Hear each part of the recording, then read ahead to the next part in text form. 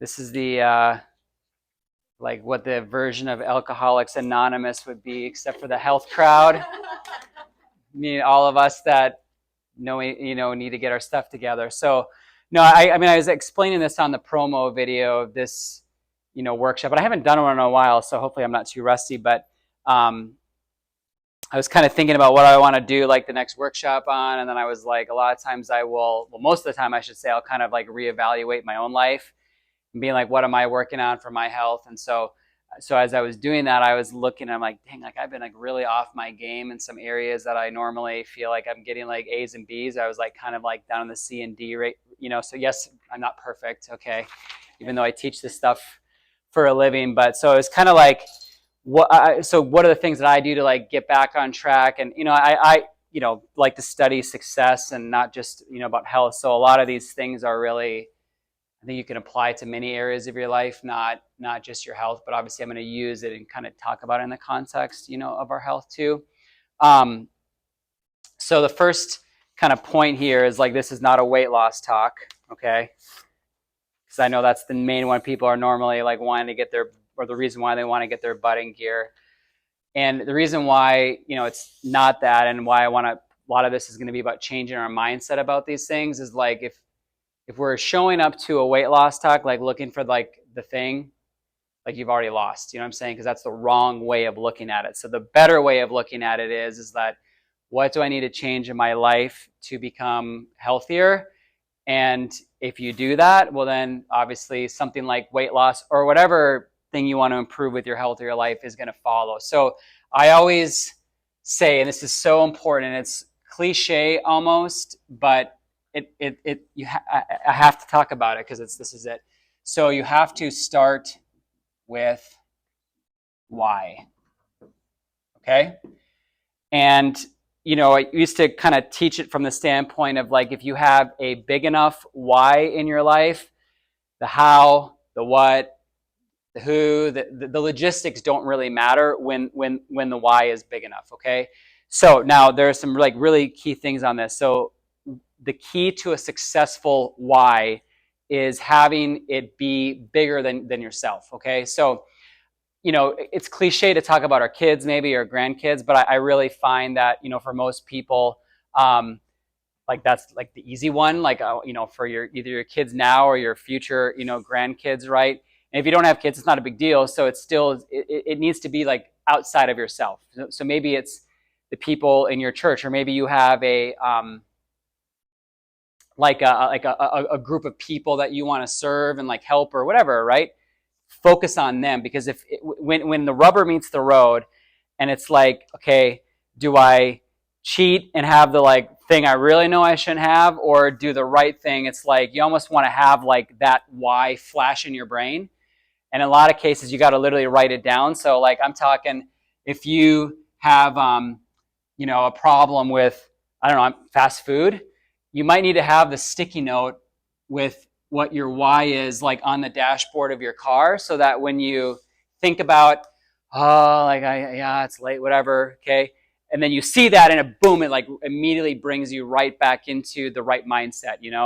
My mentor used to, my first like chiropractor I worked for, he would wear a rubber band around his wrist, and he would literally physically snap himself whenever he would have like a negative thought or a thought that he would have like contrary to like what his goal was. So, there were some days like I'd be like me and Dr. V are here and I hear that thing snapping like 500 times a day, and he was one of the most successful people that I've ever met in many areas of his life, so he had this bloody wrist. No, not that bad.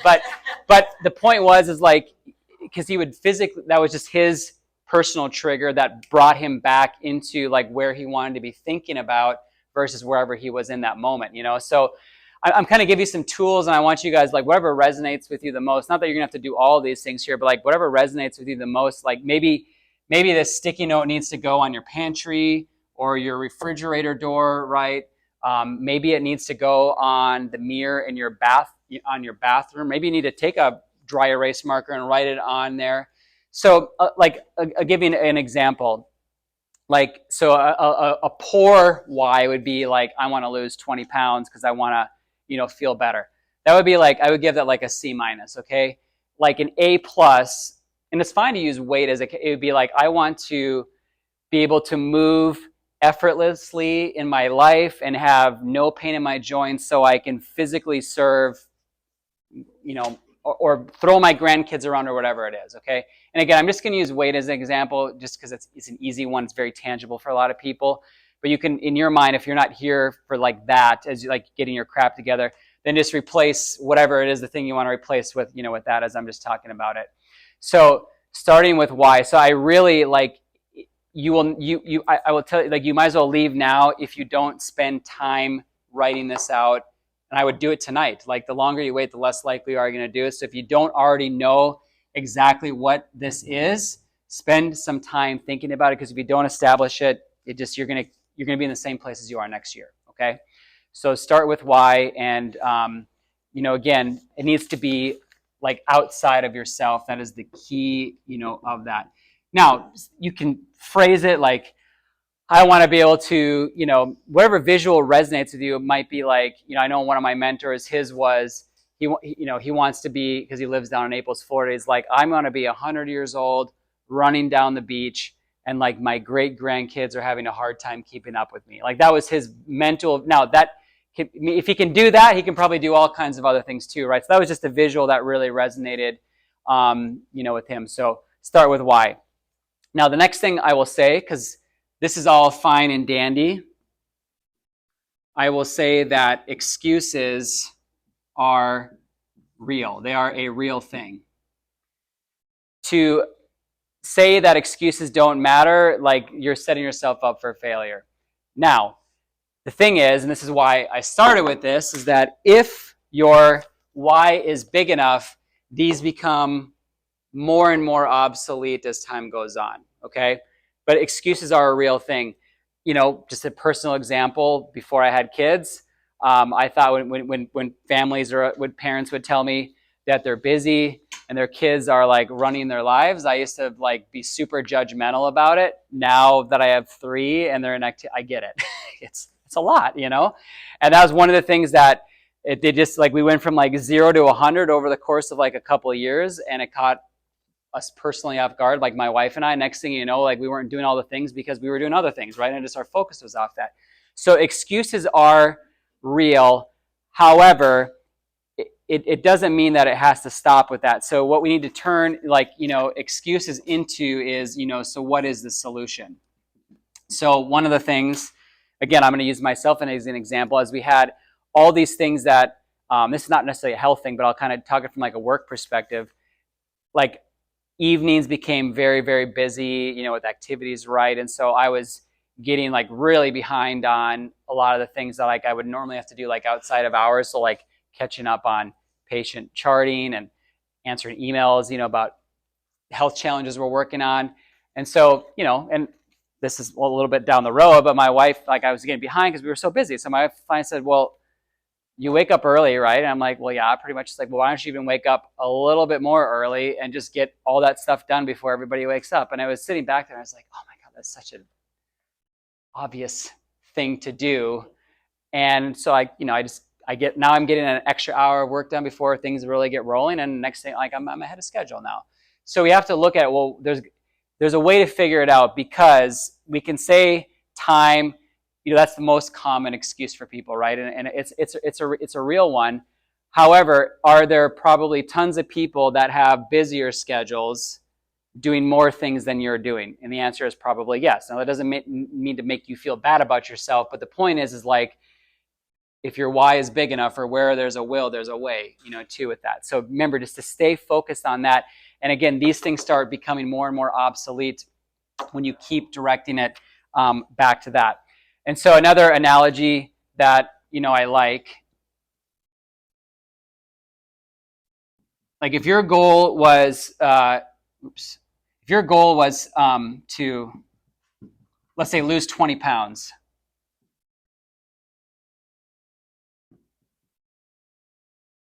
If I put a gun to your head and I'm like, I'm literally going to blow your brains out in 30 days if you don't lose 20 pounds.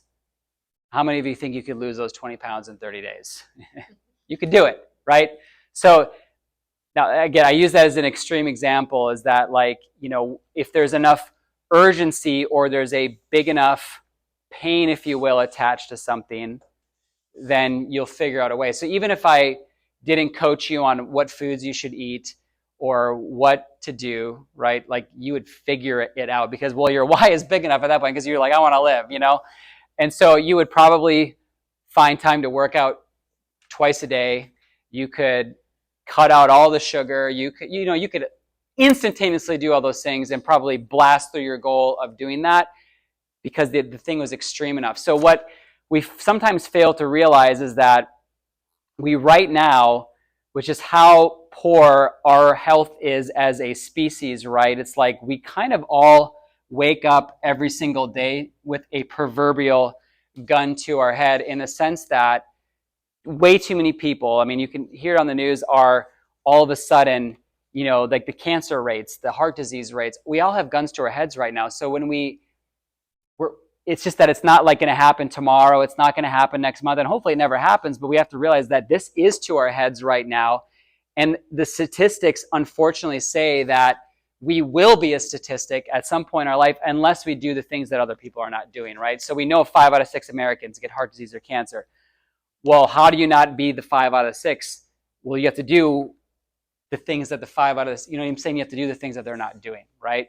And so just kind of keep in mind, we do have the gun to our head. So the thing is, you can do those things because if you do want to dance at your granddaughter's wedding, or you want to, be able to play soccer with your great, grandson or whatever at those times, well, if you're not doing those things now, like, you won't make it to those things because the guns are to our head right now too, with all just the things that are going on in our world. Now, the next thing is anybody can be 100% for a certain amount of time. I think anybody could, even without a gun to your head, you could have diligence for 30 days and be perfect for 30 days.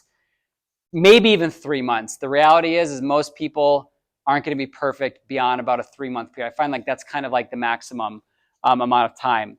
So I do think that it is smart, if you are trying to train new habits and like get in a rhythm, I think you should start off at 100%. Now, maybe that's 2 weeks, maybe it's 30 days. I'll kind of leave it up to you. But what your goal is that then once you get some rhythm, then you shift to 90-10. I used to say 80-20. I don't think 80-20 is good enough anymore. Meaning like you're doing 80% of this stuff good and like you let 20% of the bad, so like I think it needs to be 90-10. I just really do not think 80-20 is adequate anymore. So if you think about this, again, if we just kind of use meals as an example, if there's 7 days a week, 3 meals a day, right? 21 meals a week. If you think about this, so 90%, 10, 2, like if you can need more than 2 cheat meals a week, like there is something wrong with you, okay? Like we got to fix what's between the ears, which hopefully I guess that's why you're here, right? But so when we're at 90-10, from a meal perspective, you still technically have 2, not days a week, but 2 meals a week where you can have the pizza, or I don't, whatever your thing is, have the cake after you go out to dinner with your spouse, or you can, you know what I'm saying? Like if you need more than that, like, come on, like then you're just a little, like you're a little bit too much of a baby, if you ask me with that. So start here, because you got to kind of break off, whatever little shackles might be holding you down. And then also know that if you're not going to be like this forever, I find mentally you can do this well. And the good thing is, like, if, again, using weight loss, for example, if you go 100%, you're going to see some quick results with that. So you get some momentum, okay, right? But the nice thing is if you get that momentum going, then you don't need to stay perfect in order to keep that momentum going. Now, let's say you do 90-10 for a while. Maybe you're losing. Maybe you plateau for a little while and you're like, I'm kind of stuck here again. Well, then guess what? Then you go 100% again and you get down to like the next level, plateau a little bit again, right? And you can kind of figure out, but the difference is that you're in control of your life, but you're also not depriving yourself, starving yourself, however you people talk to, we all make up our own stories in our head about that. And many people, we fall apart then because we're thinking like we're like going too hardcore, okay? So you have to be hardcore I guess maybe is a better way of saying it, but not perfect. You guys with me on that? Okay? Hardcore, but not perfect. But there are seasons where you should go hardcore. Like, Sunday night, my wife looked over at me and she's like, we're going hardcore. And she was talking about nutrition. And I'm like, okay. Because we were kind of more like 90, 10, 80, 20, Easter and all that stuff, right? And just over the winter, got a little lazy and a little just kind of slacking with this stuff. Pizza on Friday night, too many nights, things like that, okay? So yeah, now the next thing is setting realistic goals.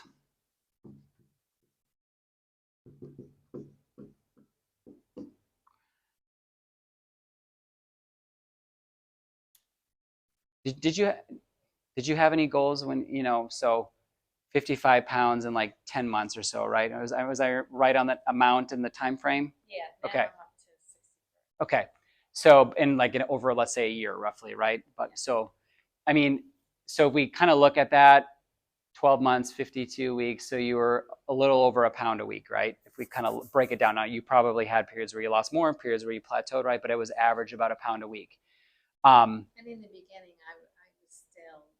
I was still grieving, so I was still. You didn't start here. No. Yeah, exactly. No. Yeah, but when you went to here is when things really started changing, and now, you kind of dance back and forth a little bit, I see when you said hardcore, I like cringed inside because I don't feel like I'm living hardcore. Yeah. Well, that's the cool thing is I feel so much better when I'm between 90. I was just going to say, I'm glad you say that, because one of the other things my mentor always would say is like, feeling great feels better than unhealthy food tastes, right? And so it's a mindset shift, too. So it's like, yeah, pizza's awesome. Like, I feel great for like exactly 30 seconds while I'm eating the pizza, but I'd rather feel great for 3 days or 3 weeks or 30 days by not, doing that, I went home for Easter, and I'm Italian. We had all the That's why I'm saying pizza and pasta all the time, right? Yeah. And macaroni and food. And I haven't had bread in over a year. I haven't had macaroni.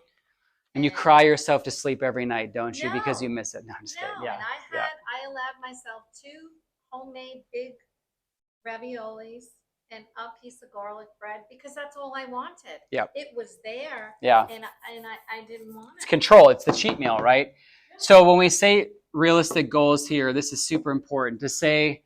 If Camille was like, I need to lose 50 pounds in 3 months, could she possibly do it? She could possibly do it. Would she realistically do that, even if she was 100%? Not realistically, right? And so, you got to figure out, and sometimes, again, we don't look over a broad enough time, because if you would say, oh, I want to lose a pound, the goal was to lose a pound a week, you would say, oh, that's not going to be fast enough, because after a month, I'll only be down 4 pounds. That's nowhere near where I want to be. Well, you're looking at it too short of a time frame, because now as we zoom out a year later, you can say, dang, a pound a week was awesome. And that worked really, really, really well, right? And again, I'm just using that as an example. Not to say everybody here would, if they have a weight loss goal, that should be their goal. But the point is that, again, we don't sometimes zoom out long enough. And a lot of times we set ourselves up to fail because we're like, I need to lose 20 pounds in a month. And so I'm going to go 200%, and you might be okay with that for a couple of weeks, but then you fizzle out. And next thing you know, all the progress you lose over the course of 3 days because you crumble, right? Because again, probably this wasn't properly established because your only goal was to lose the weight versus like you had a bigger picture, in mind with that. So I think realistic goals are really, really, really, important. So like with my personal health, for example, like with my thyroid, I didn't have a timeline for like when I needed to reverse. I mean, I know I'm going to completely reverse my autoimmune thyroid, but I don't have a timeline for it. My only goal is that every time I do labs, I just want to see improvement. Now, whether that's 1 number down on the antibodies or 20, like, I don't know. But my goal is just every time to see improvement. So, and, thus far I have, but I've been at it really hardcore for 3 years. So if I'd say, because I'm this health expert or doctor or whatever, I need to have this thing reversed in 90 days, or like I'm a failure, well, I would have failed, with that. And then who knows, I would have totally fallen off. So the next thing then is, as we're going along with this,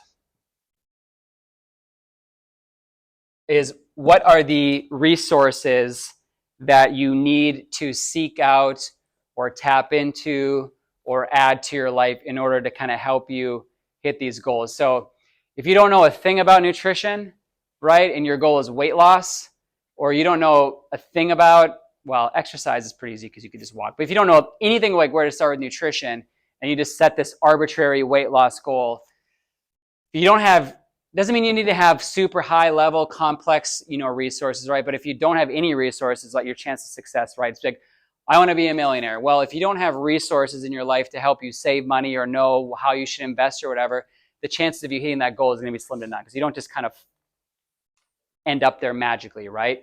So resources are really important, that too. So, I mean, what if that's, me or somebody else, right? The point is you got to be figuring out what do I need to do to close the gap between where I am and where I want to be, right? And there's a lot that has to happen in here. And so what are the things I need to do to help me bridge that gap in order to get there?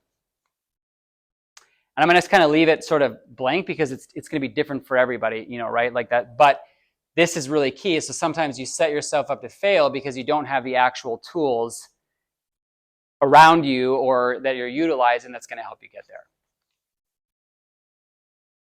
All right, next. And this is like my favorite. This is one of the,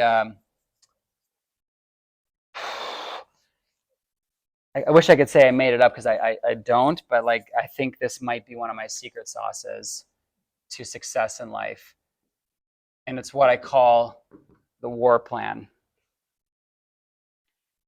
I don't know much about the military, but I know you don't go to war without a major, crazy, super high level plan. And I really think that the average person doesn't get where they want to be in life across the board is because they don't know what their week is going to look like. They don't know what their day is going to look like. Doesn't mean it always ends up the way you plan on it, but you don't even plan, right? So for me, every Sunday night, I sit down and I'll just, because I have it here. Like, and this is actually pretty sparse right now, but like I literally, like, I know other than like the sky is falling or like, DEFCON 5 and something, like I know where I am and what I'm going to be doing. And then I have a different one where I literally, in many cases, I will have a daily goal. If I'm working on something, like I will literally have like today, my top 3 things to work towards this are boom, boom, and boom. And so I literally every Sunday night, like I know, okay, here's where my workouts are going to be. Doesn't mean it always ends up perfectly like that. And then, we, for the most part, we don't necessarily plan out our like our meals, like to like, we're going to have this exactly here. But like, we are what we shop for ultimately determines that. So like that is all planned, right? Ahead of time too. And so this war plan is so huge. Now, doesn't mean every single second of my day is planned out. I have open spaces, which I used to plan it out like literally every minute. It was unsatisfying because that never worked out that way. But now what I do is, so I categorize it sort of in 2 ways. And I'm going to use a road, for example, right? So I have things that are solid yellow lines, right? So like, like when you're driving, if you're going this way, if there's solid yellow lines, it means you do not go like this or you risk death, okay? But if it's dotted yellow lines, it's okay if it's safe, okay? So I block off, like, so for example, work. Now let me put it this way, but if there was like a deer right here, you might go outside of that. If there was an emergency, you might, so like work for most people is going to be solid yellow line. You're not just going to say, oh, well, boss, I'm not showing up today, right? But like if my wife wasn't feeling well and she's like, listen, I need help taking care of the kids, like I can rearrange things. So it's not like the saying it's perfect, but like it would take something pretty substantial for me to change my schedule around from what that is. Now, then I'll block off things like dotted yellow lines. So that might be something like reading. Like if I want to read more books this year, so I might put it down at 9 o'clock at night or something to read. But if my wife's like, hey, let's do this instead, I'm not going to be like, no, I'm going to read what I want to read and I don't want to talk to you or do whatever you want to do, right? Or if the kids, if hockey games now the kids want to watch, like things will move around if it's in this category right here. But let's say like last night, it was like, okay, I need to really get my mind ready for the talk. So it was more like solid yellow line time for that. So even though and my wife knows, like, cause I'll tell her, cause I have a plan. So like I would tell her, hey, I need to really focus on the talk tomorrow night. So like, if that's okay, I'm just going to like, when the kids go to bed, like I just need some time alone to do that. And if she would have been like, no, we need to talk about this, I would have been like, you got it, ma'am. No, I'm just kidding. But you guys feel me on that, right? So some of you, like based on your goals, you might need to have the like exercise time, like solid yellow lined in there. So that might mean you're signing up for a class that's at like 5:00 and like you have some level of accountability with that. Or maybe it's like, I'm going to go walking with a friend at 10 and like, it would be, I'm going to be kind of a jerk if I like cancel on her last minute. So you put some like, now if exercise, like, hey, you don't need to have it scheduled. You just kind of, that's just your thing and you do that. Well, then maybe you're more dotted yellow line schedule because one way or the other you're going to get it in there. For me, I need to solid yellow line because I will like skip workouts. Like and that's where I was really off track with, like, I just had not exercised at all for like 3 months other than like some walks here and there. And so I joined a gym that has like class times and you literally get charged $10 if you don't show up when you say you're going to show up. And I'm like, I don't like wasting money. So I'm like, perfect. I'm actually happy you have that policy in place because I've not missed a workout, right? I'm 12 for 12 in the last 3 weeks because my goal is to go 4 times a week. So, but it's in my war plan, right? I put it in my war plan, for that. So do you guys have any questions about, this piece right here?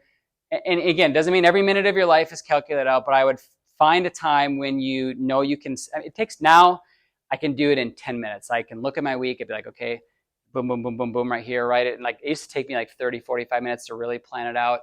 Now with kids and things like that, like most of my stuff is kind of pre-scheduled pretty well there. But then it's like, okay, well, if I want to work on, analyzing lab work or writing a few emails out or doing some social media posts, right? You know what I'm saying? I know where those things can fit in because it's in my plan. Okay, war plan. All right, and then the last kind of like big thing for me, and then we'll do some questions or some troubleshooting because I know like this is, oh my gosh, here we go. If you have a question about how to fit something in your life, chances are somebody has the same question. So like hopefully we can be, but it's accountability. This is like, and I bookended this one and this one for a reason because it's like if you just had this and you have that, everything else kind of will fall into place anyways. So accountability is so huge, and that can come in many forms. It can literally be like a spouse, right? Or a best friend, or it could be like, that would be like very direct, or it could be something like more passive. Like for me, like with my gym, it's, like I go to a class that I pay for, that if I don't show up, I pay more for, kind of thing, right? So that's also accountability for that. Accountability can be a scale, right? It can be lab work. It can be how you feel, right? It can be all kinds of things there too. But I really think it's important to have a physical person for that accountability, and somebody that is going to hold you to a standard higher than yourself. Like my wife, she holds me to a higher standard than myself. So she's my perfect accountability partner because I can't get away with crap from her. Some of us, we have an accountability partner, but they let you slack. That's fine if you want to have them be one of your accountability partners, but they shouldn't be if they let you slide, like no disrespect to them, but you need somebody that is going to hold you from like letting you slide. Okay. So, money can be a really good accountability thing, right? Like again, paying for a gym membership, paying for, I don't know, like a nutrition program. Money's not always great because sometimes, listen, I have patients in here, they pay me every month and I don't see them when they're supposed to come in, and it's like, that's their loss, right? For that. So money, as I would say, is a weak accountability thing, right? Unless it's like your personality is like, you hate, even $1 wasted, right?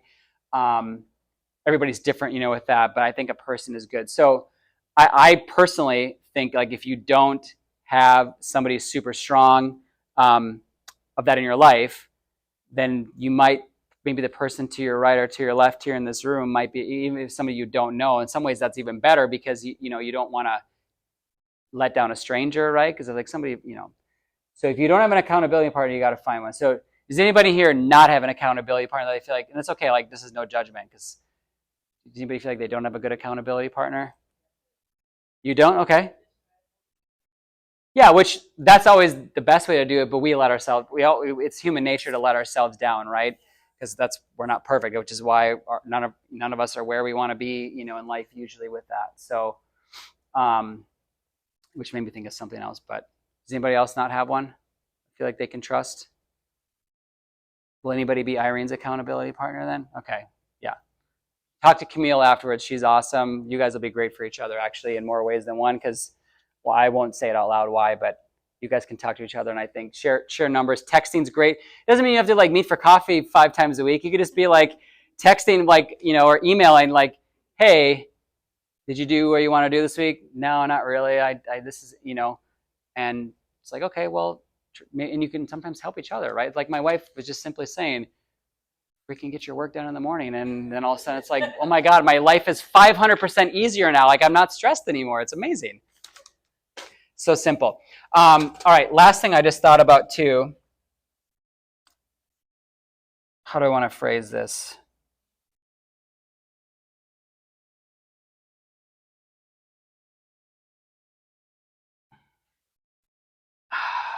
Maybe like I can say it like this. So I might think of better words later. It's okay, but it's like being curious about your health versus having discontent. And so what I mean by that is, or you could maybe use frustration here as well. This is only good for a very limited amount of time, meaning being like mad about your health. Because sometimes you do got to get mad about where you're at. Sometimes you got to just be like, I'm better than this. I deserve better than this, right? So, but that's only going to get you started in many cases. It's not sustainable to always like wake up and be mad at yourself for not being at the weight you want to be or whatever it is. So start kind of with this a little bit in some cases, but you want to shift it to more like curious. And there's a lot of research that shows that being curious and focusing on like having curiosity in your life is really the biggest way to keep learning and keep growing and keep getting better. So, for example, if you have not lost 5 pounds in a month that you were expecting to based on maybe going 100% or doing all these things right here, instead of continually being discontented about that, you could shift to curiosity of like, what are some reasons as to why I may not be losing the weight that I expected it to? What are the resources? And maybe I need to figure that out. Or maybe do I need more accountability in my life? Or, right, you can start just being like, wow, I was like, I didn't eat sugar for a month and I didn't lose any weight. I wonder, that seems unusual. Like I would have expected to have lost. So I wonder, like clearly, not to look like something's wrong with me, but it's more like, what do I need to be changing about this to see different results next month, right?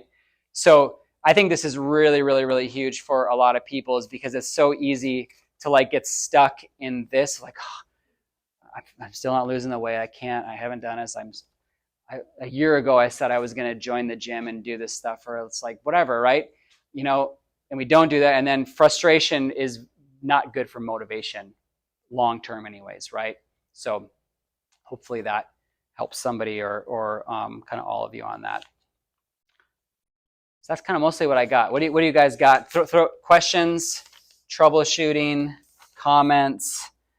What resonated with you? What was like a good, like, yeah, I needed to hear that one. What you got for me? This is the interactive part, so we can like drill this down. Yes, Maura. I think the curious versus discontent, like mad and like get yourself like maybe amped up enough to be like, okay, it's time to get Yes. my ish together. Yes. Yep. But I mean, like for my wedding, I did 100% for 86 weeks.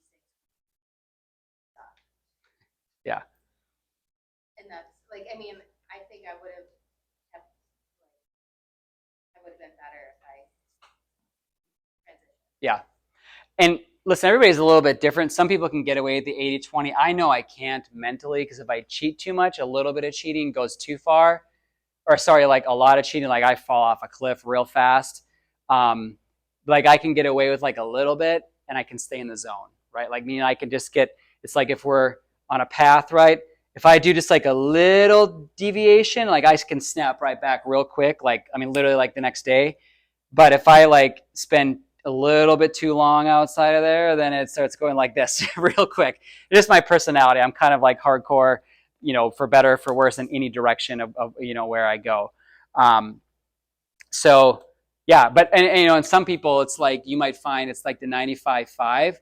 You can just use meals as an example. If you're like, man, if I just every Saturday night, if I just go boom and get it all out of my system, then like Sunday morning I wake up and I'm like, it's out of my system. I'm right back at it, And you might even physically feel bad enough that it's just like that weekly reminder of like, can't do that, right?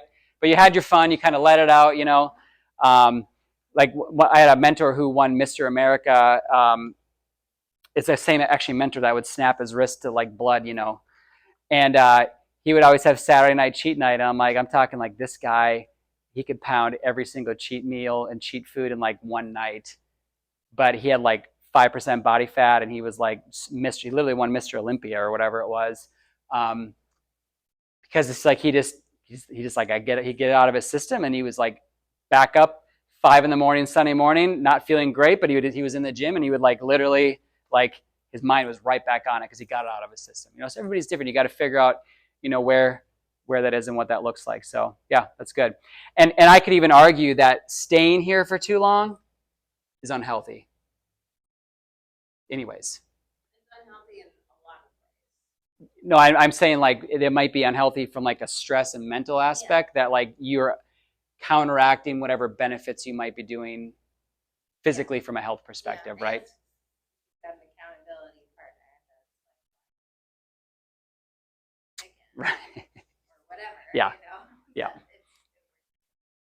Exactly. Yep. I found I couldn't do 80-20 on a regular basis because all of a sudden my clean taste buds now wanted the sugar again. And it was like, this is not worth it. Well, and to your point, here's the other benefit of doing a little burst of 100% is that kind of where your cliff is, because you can like kind of go towards that and you're like, oh, this is too far.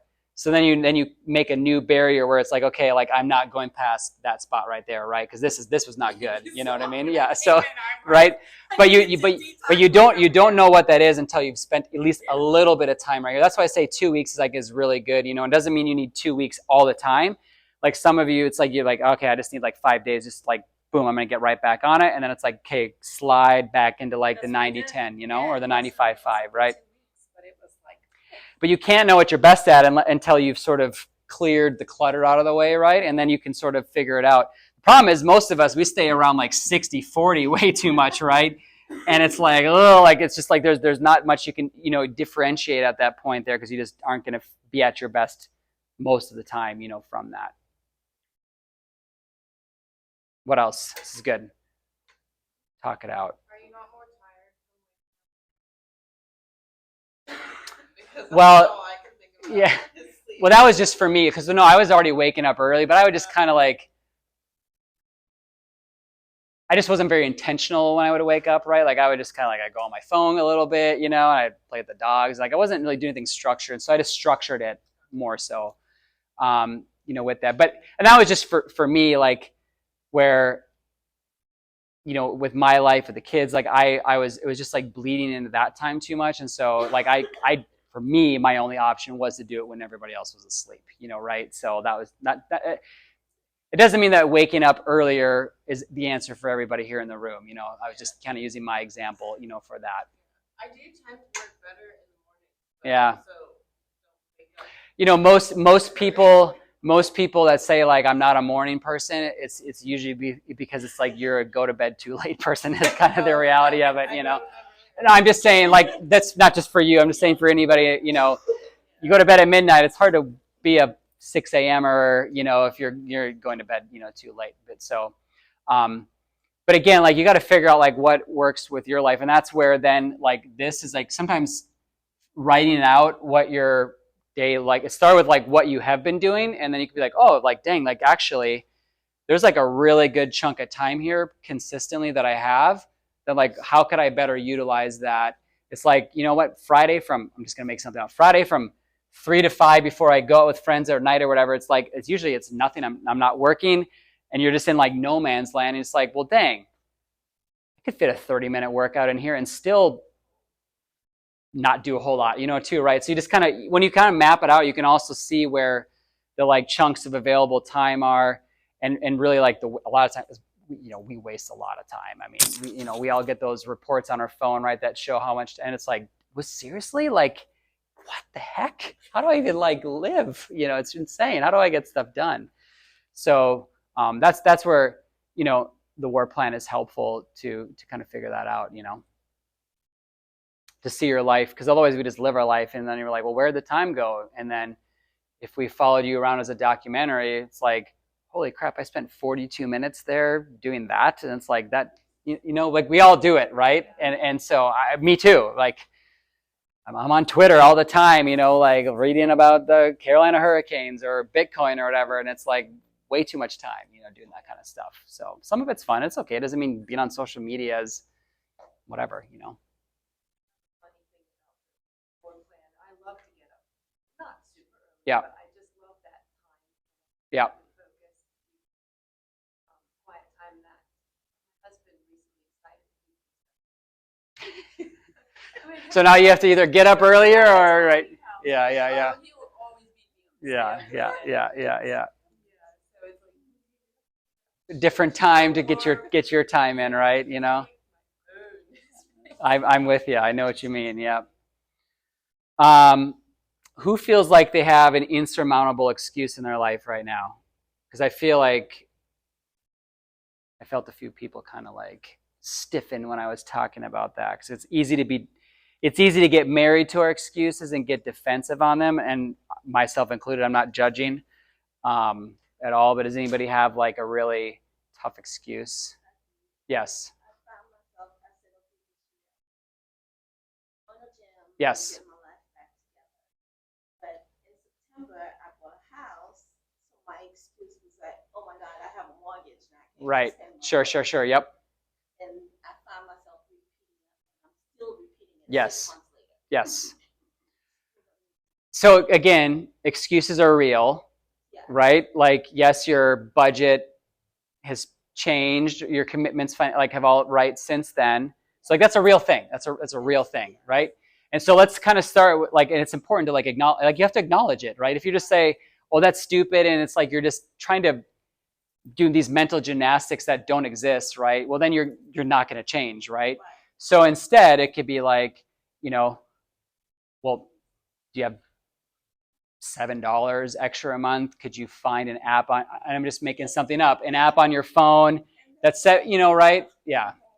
But then again, it's like if you keep running into this brick wall here, then it's like go back to step number 1. You know what I'm saying, right? To like, okay, why would it be important for me to be moving my body? And then you'll come up with the reasons why, That's what I'm like. I just realized when you said it. That's what it is. Yeah. I didn't know why. I was just giving myself like I couldn't find the in the gym. Yeah, and again, it was a legitimate goal to join a gym, right? That's a goal, but it was not attached to anything other. It was like arbitrary, right? It was sort of like not tangible because it was just this thing that didn't have purpose other than like you just know it's good to do. Well, eating healthy, everybody knows that's a good idea to do, right? But that's not tangible if your reason for eating healthy is for a reason, right? The bigger than yourself, and outside of that. So yeah, and again, a lot of it, this is where like accountability partners can be really helpful, is because if you keep kind of hitting the wall, like it was like my wife, she just like gave me this like what in hindsight was like this insanely obvious like solution to a challenge in my life. And now it's like, oh, done. Perfect, but I've been having this challenge for like years. And all it took was for me to actually it was her. She was called me out. She was like, you just can always work over lunch, instead of like hanging out with your kids. Okay. And I'm like, not always, guys get what I'm saying. So she's like, you can always do that, or are you going to like figure out how to make this work? I'm like, yeah, I'm going to figure it out. She's like, well, how are you going to figure it out? I'm like, well, then you do the sob story. It's like, well, I'm so behind. I got all these things to do. So like, I have to do this. And she's like, well, don't you wake up early? And I was like, yeah. She's like, well, why don't you just do it then? And I'm like, yeah. So, but it was my accountability partner that helped me also solve, my excuse, right, with that too. So that's, you see how these things all kind of play off each other, right? And so it's not to say that you have to do all of these things, right? But it's like you kind of figure how they all like overlap and intertwine with each other. So, these kind of go together, right? And, it's like, so, yeah. What else? Who else has got an aha moment or like a sticky point, and then we'll break. The aha moment. Yep. I'm a big sugar lover. Yeah. And my sugar intake is only solely in the morning when Mm-hmm. I go to work. I drink 1 cup of coffee per day. Yep. And I'm like, okay, I'm gonna have my sugar. Right. And my curiosity was like, let me see if I can do no sugar for 3 weeks. Yeah. And I started 3 weeks ago. Now I'm on my 3rd week. Yeah. I'm like, oh, the coffee tastes even better now without the sugar. I can't believe that I was drinking so much sugar. Yeah, but if you would have just stayed here, it's like, oh, I can't believe like I just have the sugar every morning when I do this. You probably would still be having the sugar in your thing. Like, why can't I quit this habit? Why? Oh, I'm so lame. Like I always just cheat, and I can't break this habit. Exactly. We all do it. We all do these things, And you can even ask, like, keep drilling down, like these, like if you just can kind of keep figuring out better and better questions. So, just as an example, and you solved it, but like let's say that wasn't enough to be like, can I go through it? What if it was like, gosh, why do I feel the need that I have to have sugar every morning? And you could just keep like asking, if asking a curious question to yourself is not getting, then figure out a different question about it, right? Like you can figure out another way to approach it. It's like, why am I always getting behind? Like, where is my efficiency problem? Why, even though I'm trying to be, a leader in health, like, why can't I get off my butt and like go exercise? Well, in my mind, and I'm telling you, this is the thoughts that I have. Well, my job is really physical. I move a lot at work. I mean, it's not like my clothes don't fit anymore. Like my body fat percentage has skyrocketed up. Those are all, excuses, and they were real things. Like I do move a lot. I do get, 10,000 steps a day from my job. But like, if I want to be able to like kick my grandkids' butt on a soccer field at 97 years old, it's going to take more than just walking 10,000 steps a day in order to do that from a physicality standpoint, right? So these little things you have to shift in your head. So,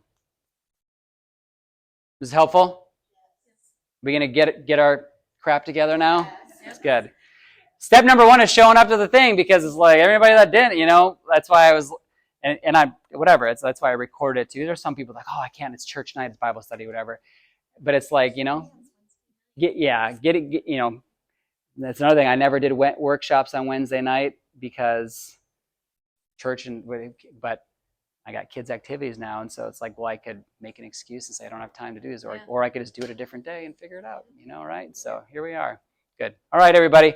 If you need help, I will happily be whatever level of accountability partner I can for you, or a resource or whatever too. But you guys got this. I have faith in you. Yeah. Good. Awesome. Have a great night.